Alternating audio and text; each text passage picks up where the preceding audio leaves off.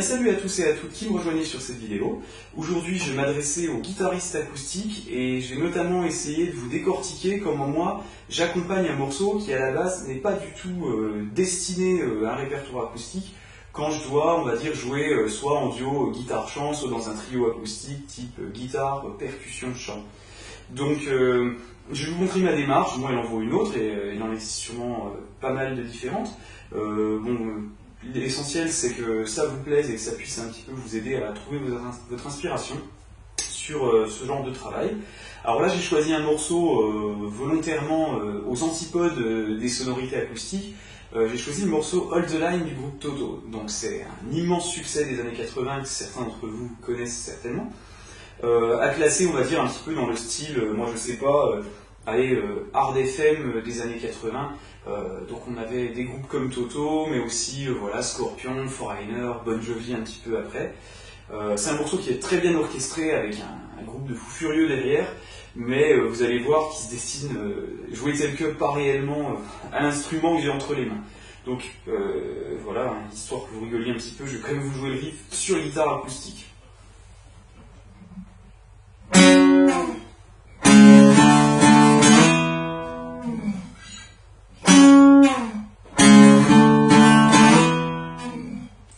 Voilà, je pourrais encore y mettre toute la conviction du monde, ça sonnerait toujours un petit peu cagette.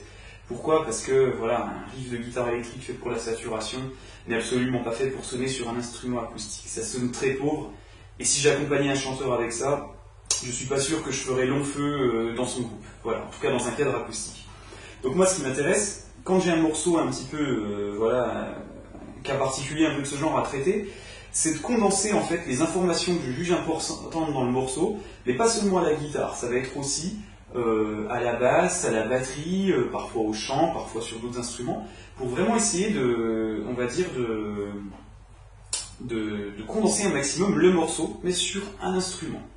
Alors, le morceau est en fa dièse mineur, afin moi de pouvoir utiliser des accords ouverts, mais quand même de rester dans une tonalité auditive de fa dièse mineur, j'ai placé mon capot d'astre en case 2. Et de cette manière, je vais pouvoir jouer des accords ouverts tels que mi mineur, sol, do, ré, donc bénéficier du son des cordes à vide qui est un des gros avantages de la guitare acoustique, mais en sonnant quand même avec la tonalité fa dièse mineur. Donc, alors je vous détaille un petit peu ce qui sera joué aujourd'hui. Premier point à relever, ça va être l'intro qui est joué par le clavier. Alors le clavier joue des formes de triade que vous allez retrouver dans la tablature en fin de partition. Voilà, je les ai relevés.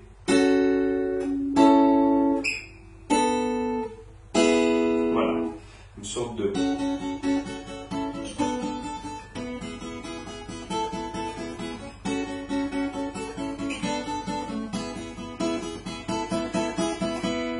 Alors, moi je vais me baser là-dessus, et je vais rajouter un petit peu de note grave dans mon intro, ainsi que le shuffle joué par la batterie. Donc le shuffle, c'est vraiment un des éléments très importants du style du batteur de Toto, donc Jeff Porcaro, qui a vraiment sa marque de shuffle qu'on peut entendre voilà, sur Hold the Line, mais qui est surtout devenu légendaire avec le morceau Rosanna.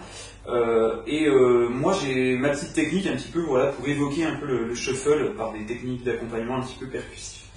Ce que je vais faire, ma technique, je vous la détaille en cordes étouffées. Donc, en fait, je vais jouer déjà la corde grave, on va dire, donc ça dépend de l'accord, ainsi que les 3 cordes aiguës, avec mon pouce et donc index majeur annulaire. Ensuite, uniquement les cordes aiguës, une percussion où je viens taper entre les cordes aiguës avec mes 3 doigts et sur ma basse avec le pouce. Je repique une fois avec index majeur annulaire et le pouce sur la basse. Alors ça c'est une technique que j'avais repiquée dans un super cours d'un musicien qui s'appelle Yannick Robert, un des professeurs de l'école MAI à Nancy, professeur de jazz fusion, et qui nous a montré un truc terrible sur un morceau de Stevie Wonder qui se joue aussi avec ce genre de shuffle, et donc j'ai un petit peu piqué l'idée. Voilà. Donc si je rajoute un petit peu des basses sur mon intro et cette rythmique,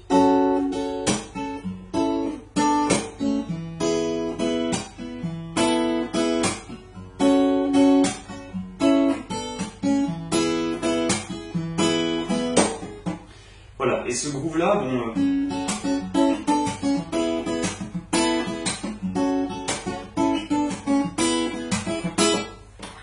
petit peu les basses, je trouve que c'est sympa au niveau de l'effet. Mais ce groove, il va un petit peu nous servir dans tout le morceau, quoi, finalement, puisque c'est vraiment pour moi le truc rythmique de Hold the Line, c'est vraiment ce shuffle que Porcaro joue vraiment comme personne, quoi. Alors, ensuite, donc ça c'était pour notre intro. Pour la partie, on va dire, riff, qui va nous servir aussi de suite de l'intro et puis de refrain par la suite, moi j'ai relevé les notes générées par le riff, les notes graves. Donc, alors à penser, moi je vais les jouer, on va dire, avec un doigté de guitariste. Donc je vais vous donner des noms de notes, mais ça va sonner un tour au-dessus. Donc, on va avoir un Mi, donc qui sonnera du coup comme un Fa dièse, mais que moi je vais octaver, encore de grave. Un Si, donc le Si va du coup sonner comme un Do dièse. Un Do qui va sonner comme un Ré, finalement. Voilà, donc j'ai des doigtés de Mi, donc Mi, Si, Do, mais qui sonnent tous un tour au-dessus, et donc un Ré, et puis qui donc lui va sonner comme un Mi. Donc ça c'est ma vision du riff qu'on jouait avant.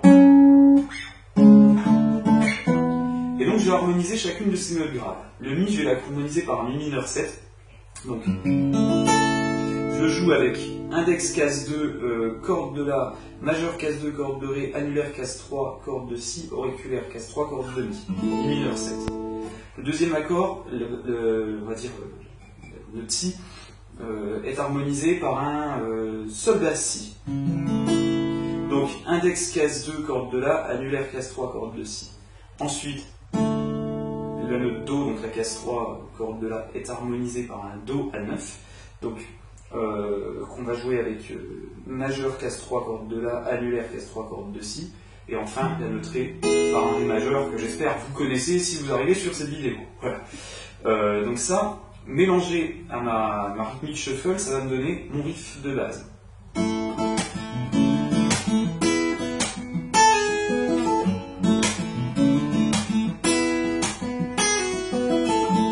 Voilà, avec des petits contre-champs. Voilà, sur le Ré, c'est assez fréquent, voilà, de jouer sur les extensions de sus4 sur sus2 pour avoir ce genre de petits motifs. Et donc je mélange.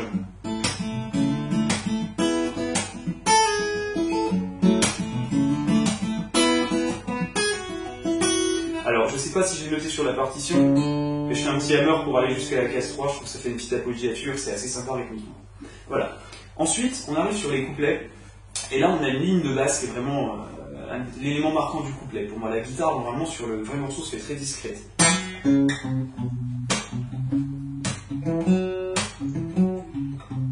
Voilà, etc. Et cette ligne de basse, c'est pareil, moi je vais l'harmoniser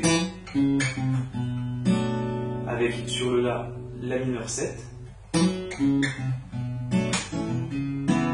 Sur le Si, on retrouve, alors là ça va nous donner cette fois-ci un Si mineur 7, voilà. Avec une petite onzième qui se trimballe à l'aigu si vous la jouez, voilà.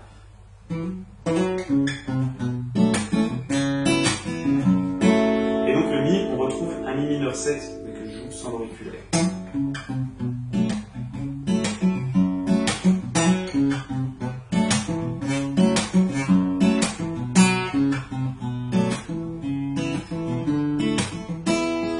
Et après voilà, je rejoue la suite d'accords telle qu'elle évolue dans le morceau. On va retrouver notre Do et notre Ré. Voilà.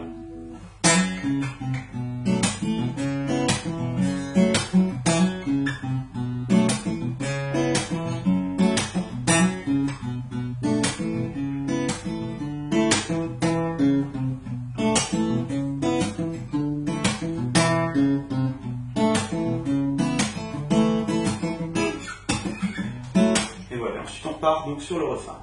Donc vous avez vu comment on est parti d'un morceau, on va dire, à la base pas du tout fait pour la guitare acoustique, et comment on obtient un accompagnement, voilà, un petit peu groovy, assez sympa, qui se prête bien à une ambiance intimiste, à condition que votre chanteur ou votre chanteuse ne se mette pas à brailler en exposant l'appareil à mesurer les décibels. Donc moi j'espère que tout ça vous aura bien servi. Voilà, moi c'est ma démarche pour créer des accompagnements sympas quand je dois voilà, me mettre au service d'un chanteur ou d'une chanteuse. Il ne s'agit pas de faire du fingerstyle comme on le voit dans beaucoup de vidéos et de reprendre la ligne de chant, mais ça pourrait être une extension à ce travail. Voilà, moi, je ne l'ai pas encore fait sur ce morceau, mais je vous invite à le faire si ça vous botte. il y a sûrement des gens qui montrent des choses comme ça aussi un petit peu sur la toile. Donc voilà, ma vision d'un morceau, c'est quand je dois, voilà, on va dire le réadapter, c'est vraiment prendre les éléments que je juge marquants. Donc ici on met un petit peu du clavier, un petit peu de la basse, quand même un peu de la guitare, de la batterie aussi, et d'essayer, voilà, de créer des tournes originales, mais qui rappellent quand même le morceau tel que les gens ont l'habitude de l'entendre. Voilà.